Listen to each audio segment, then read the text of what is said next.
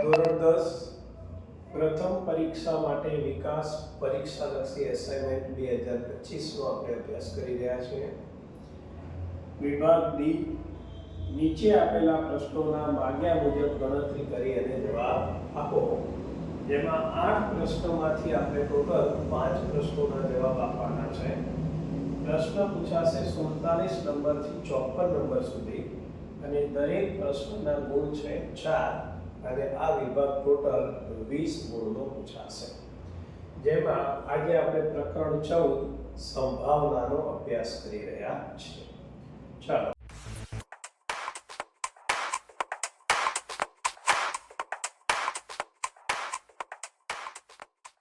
દાખલા નંબર 8. એક ખોખામાં 1 થી 90 સુધીના અંક લખેલી 90 ગોળ તકતીઓ છે. જો ખોખામાંથી એક ગોળ તકતી યાદચ્છિક રીતે કાઢવામાં આવે તો સૌથી પહેલા આપણે લઈએ કુલ પરિણામ.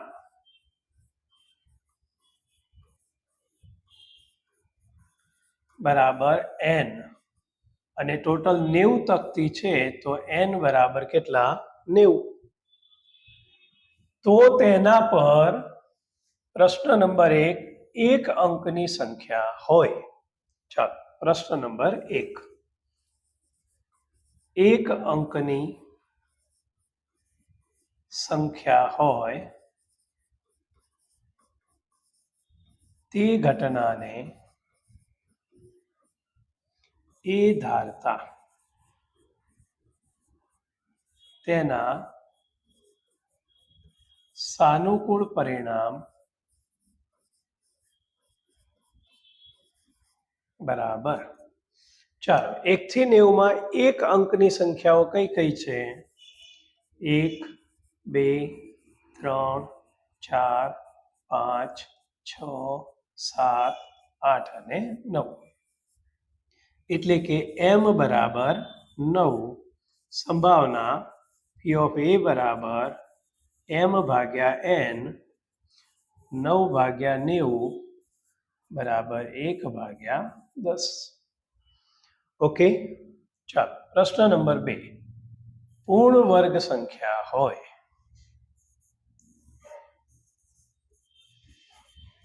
પૂર્ણ વર્ગ સંખ્યા હોય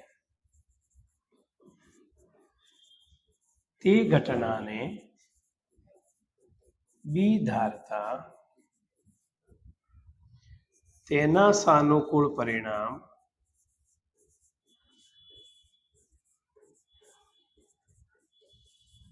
બરાબર. ચાલો, પૂર્ણ વર્ગ એટલે કે જે સંખ્યાનું વર્ગમૂળ નીકળી શકે. તો 1 નો વર્ગ 1 તો એનું વર્ગમૂળ 1, 2 નો વર્ગ 4 તો એનું વર્ગમૂળ 2, 3 નો વર્ગ 9 તો એનું વર્ગમૂળ 3, 4 નો વર્ગ 16 તો એનું વર્ગમૂળ 4, 5 નો વર્ગ 25 તો એનું વર્ગમૂળ 25, 6 નો વર્ગ 36 તો એનું વર્ગમૂળ 6, 7 નો વર્ગ 49 તો 49 નું વર્ગમૂળ થાય 7, 8 નો વર્ગ 64 તો 64 નું વર્ગમૂળ થાય 8. આપણે લેવાના છે 90 સુધી. 9 નો વર્ગ 81 એનું વર્ગમૂળ 9, 10 નો વર્ગ થઈ જાય 100 એ 1 થી 90 માં આવે નહીં. તો આટલી સંખ્યા પૂર્ણ વર્ગ છે જે 1 થી 90 વચ્ચે આવે છે. તો કઈ કઈ સંખ્યા મળી?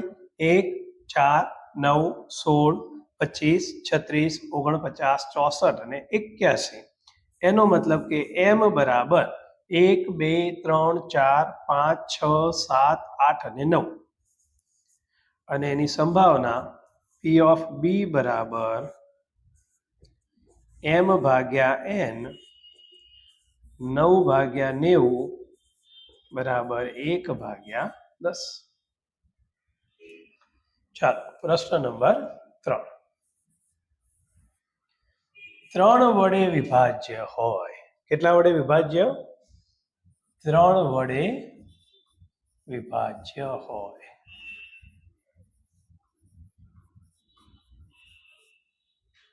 તે ઘટનાને ડી ધારતા તેના સાનુકૂળ પરિણામ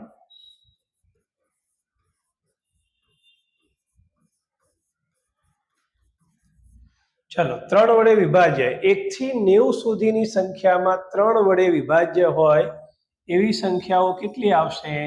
તો 90 ને 3 વડે ભાગી દો તો એવી સંખ્યાઓ કેટલી આવશે? 30. જો એને લખીએ તો 3, 6, 9 ડોટ ડોટ ડોટ કરીને 90 સુધી લખી શકાય. તો તેની સંભાવના P ઓફ D બરાબર, અહીંયા આપણે D ધાર્યા છે તો D લખીશું, C ધાર્યા હોય તો C લખવાનું. તો P of D is equal to M ભાગ્યા N. તો અહીંયા M બરાબર 30, N બરાબર 90, જવાબ આવશે 1/3.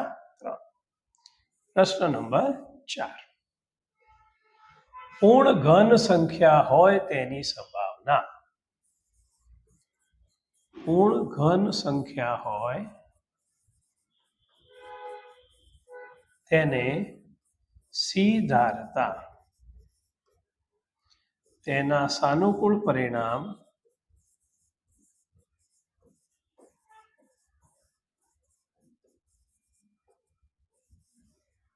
M બરાબર, ચલો પૂર્ણ ઘન સંખ્યા એટલે કે જેનું ઘનમૂળ નીકળી શકે. તો આપણે જાણીએ છીએ 1 નો ઘન 1 એટલે 1 પૂર્ણ ઘન કહેવાય. 2 નો ઘન 8 તો 8 પૂર્ણ ઘન કહેવાય. 3 નો ઘન 27, 3 તરી 9, 9 તરી 27, તો 27 પૂર્ણ ઘન. 4 નો ઘન ચોખ્ખું ચોખ્ખું 16 અને 16 ચોક 64. 5 નો ઘન 125 થાય, જે 1 થી 90 માં આવતા નથી. તો અહીંયા પૂર્ણ ઘન સંખ્યાઓ કેટલી મળી? 4. તો M બરાબર 4. તેની સંભાવના P of C is equal to M ભાગ્યા N 4/90. 2 વડે ભાગી શકાય તો 2 દુ 4 અને 45 દુ 90. તો જવાબ આવશે 2/45.